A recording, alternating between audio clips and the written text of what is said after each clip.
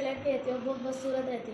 फिर वो सोचती कि मेरा इधर रहने का कोई फ़ायदा नहीं है, वो जंगल में चली जाती। उसको एक पेड़ दिखता, वो टेढ़ा रहता केले का पेड़, वो उसको सीधा कर देती। फिर आगे जाके एक और पेड़ दिखता, वो पेड़ बोलता कि मुझे साफ़ कर दो। फिर वो उसको साफ़ करके आगे बढ़ती।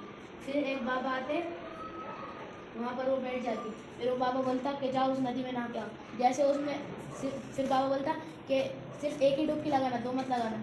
फिर वो एक डुबकी लगा के आती, वो देखती तो वो बहुत खूबसूरत बन जाती। फिर वो आते तो बाबा उसको बहुत सारा गहने जेवर देते। फिर वो चलती, फिर आती तो वही पेड़ उसको मिलता। वो बोलता कि जितने तुम्हें कपड़े चाहिए तुम ले लो। फिर वो अपने लिए कपड़े ले लेती।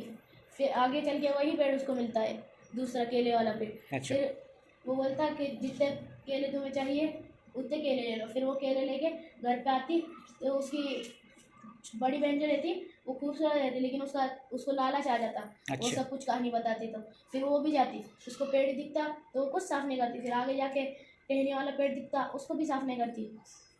फिर वो आके जाके उसको बाबा मिलते वही।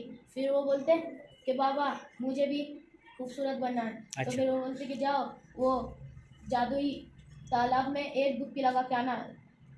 फिर वो जाती, एक डुबकी लगाती तो वो बहुत सुंदर हो जाती। फिर बोलती कि पहली बार से इतना सुंदर हो गया तो दूसरी डुबकी लगाऊंगी तो और भी सुंदर हो जाऊंगी। फिर वो दूसरी डुबकी भी लगाती तो और सुंदर हो जाती, फिर वो बदसूरत हो जाती, उसके बाल वील पूरे झड़ जाते। अच्छा। फिर वो यहाँ पे आती बाबा के पास, तो बाबा बोलते कि तुम्हारे अंदर बहुत लालच है। फिर वो रोते रोते घर पे आने लगते, तभी उसे वही पेड़ दिखता। तो उसके पास बहुत सारे कपड़े टंगे हुए थे। तो फिर वो जैसे कपड़े लेने को जाती, पेड़ उसको भगा देता कि नहीं दूंगा। फिर जैसे वो आगे जाते उसको केले का पेड़ दिखता, जिसे उन्हें सीधा नहीं करा था।